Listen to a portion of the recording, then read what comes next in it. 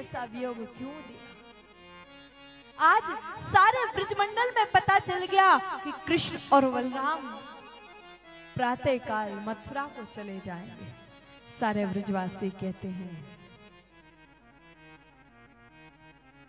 सारे ब्रजवासी कह रहे हैं, हे विधाता ऐसी कृपा कर।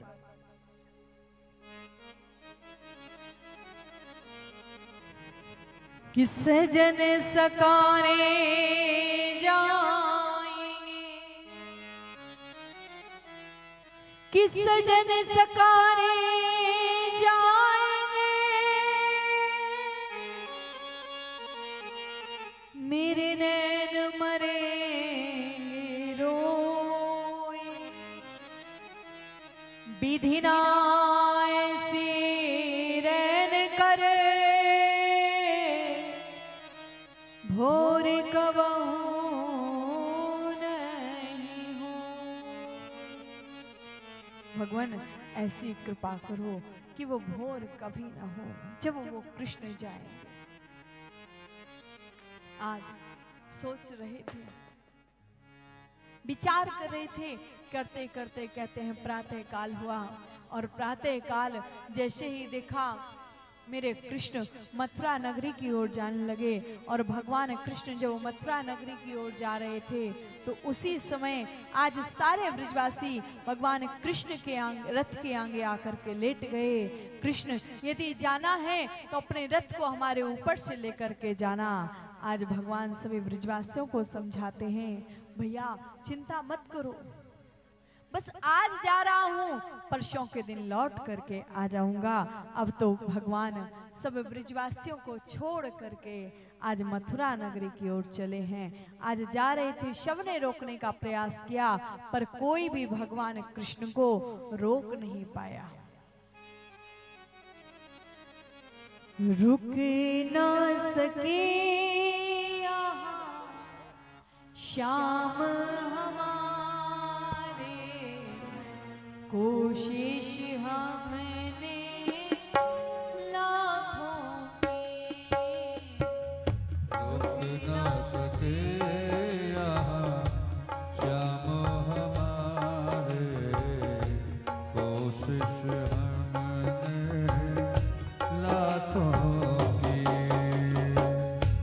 प्यारे हमारा भूल गए वो, प्यारे हमारा भूल गए हो, प्यारे हमारा भूल गए वो, प्यारे हमारा भूल गए वो।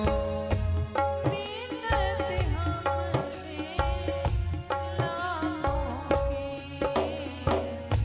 सिंधु का भी दिल भर आया, सिंधु का भी दिल भर आया, कोशिश हमने लाखों की, कोशिश हमने लाखों की। रुक ना सके यहाँ श्याम हमारे, मिन्नत हमने लाखों की। रुक ना सके यहाँ श्याम हमारे, कोशिश हमने लाखों की। आज सबने प्रयास किया पर कोई भी भगवान को रोक नहीं पाया, पर कोई भी प्रभु को रोक नहीं पाया। भगवान कृष्ण पहुंचे हैं मथुरा नगरी में और जैसे ही मथुरा नगरी में पहुंचे भगवान का स्वागत सत्कार किया गया। इधर प्रभु का स्वागत सत्कार हुआ, इनको ठहराया गया। आज भगवान कृष्ण के सभी सखा भी आए, नंद बाबा भी आए, मथुरा नगरी में पहुंचे हैं। सखन ने देखी बड़ी सुंदर मथुरा नगरी सजी धजी है। कन्हैया से कही लाला रे यदि तू कहे तो हम सब का या नगरी को दर्शन करके आवे। आज सबके साथ में भगवान कृष्ण मथुरा नगरी का दर्शन करने के लिए गए, पर जैसे ही देखा सभी ग्वाल वालों ने कि मथुरा नगरी बड़ी सुंदर सजी धजी थी। बोली वाले कृष्ण लाल की।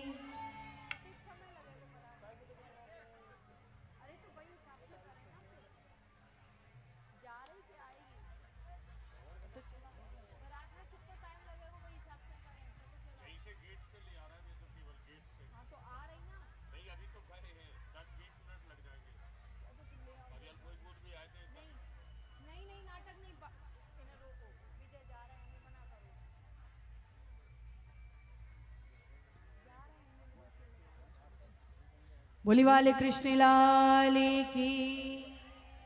बोलिए श्याम सरकार की। जय जय श्री राधे।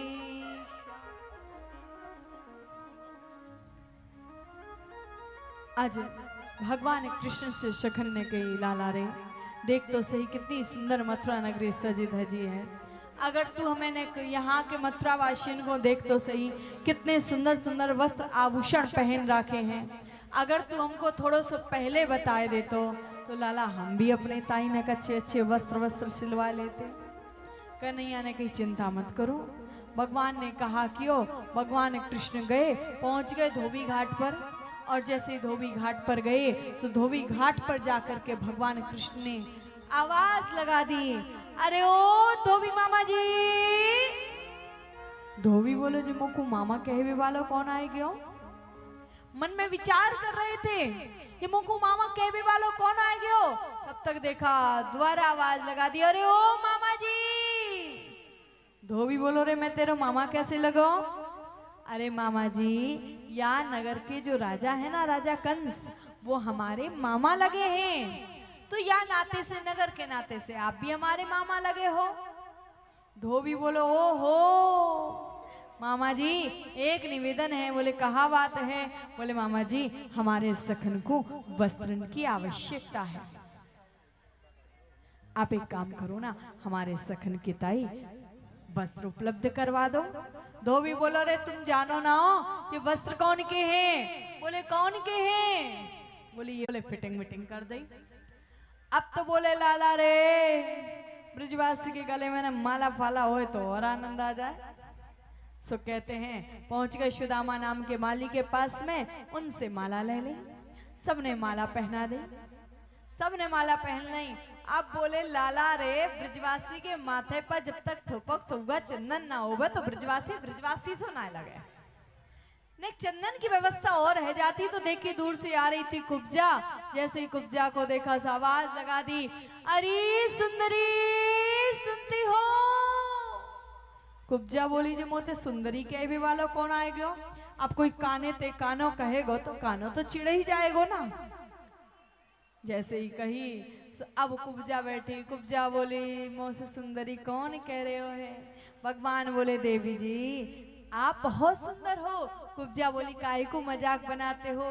बोले नहीं नहीं आप बाहर की सुंदरता को देख रही हो, पर मैं तो अंदर की सुंदरता को देखूं। मोकू आप बड़ी सुंदर लग रही हो, आप मन से बड़ी सुंदर हो।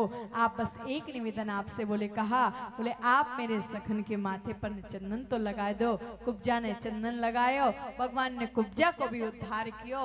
भगवान पहुंचे कंस के महल में गए, और जैसे ही कंस के महल में गए उस कक्ष में जाने लगे जिस कक्ष में कंस का वो धनुष रखा हुआ था जो भोलेनाथ के द्वारा दिया हुआ था। भगवान को रोका गया। भगवान बोले भैया क्यों रोकते हो। बोले क्योंकि इस कक्ष में धनुष रखा हुआ है। बोले उस धनुष का प्रभाव क्या है। बोले उस धनुष को नारायण के सिवा कोई तोड़ नहीं सकता, और जो तोड़ देगा वो कंस को छोड़ नहीं सकता। भगवान बोले फिर तो हम अवश्य जाएंगे। भगवान आए और भगवान कृष्ण जैसे कक्ष में गए। देखते ही देखते भगवान ने धनुष को उठाया, और उठाते ही उठाते देखते ही देखते उस धनुष के 2 टुकड़े हो गए। आज भगवान ने जैसे ही 2 टुकड़े किए निकल करके बाहर आए। कुवलिया पीड़ हाथी से युद्ध हुआ, बड़े बड़े दैत्यों से युद्ध हुआ। सबको पराजित करते हुए मेरे कृष्ण ऊंचे सिंहासन पर कंस बैठा हुआ था। कंस के पास पहुंच गए। कंस चीख रहा था, चिल्ला रहा था, कृष्ण दूर चला जा, दूर चला जा। देख तेरी मौत सामने खड़ी है। भगवान बोले कहाँ खड़ी? बोले देख वो खड़ी। बोले कहाँ खड़ी? बोले देख वो खड़ी। भगवान बोले मामा जी आपको दिख रही है? बोले हाँ दिख रही है। भगवान बोले मामा जी जिसकी होती है उसको दिखती है, आपको दिख रही है नहीं आपकी है, मेरे तो बगल में, मुझे थोड़ी ना दिख रही है। आज जैसे ही कहा अब तो बड़े दिव्य ढंग से भगवान आए, दोनों में बड़ा भीषण युद्ध हुआ। भगवान ने अंत में कंस के केशों को पकड़ा और केशों को पकड़ करके ऊपर की ओर उछालने लगे। घुमाते घुमाते कंस चीख रहा था, चिल्ला रहा था, कृष्ण छोड़ दे छोड़ दे छोड़ दे छोड़ दे। भगवान बोले मामा जी याद करो उस दिन को जिस दिन मेरी माँ भी ऐसे ही चिल्ला रही थी, चीख रही थी, लेकिन आपने मुझे नहीं छोड़ा, आपने मेरी माँ को नहीं छोड़ा था, आज मैं आपको कैसे छोड़ दूंगा। लिया ऊंचे सिंहासन से लेकर के जो नीचे फेंका। आज भगवान ने कंस का उद्धार कर दिया। बोले कंस मर्दन भगवान की। आज भगवान ने जैसे ही कंस का उद्धार किया, कहते हैं बड़े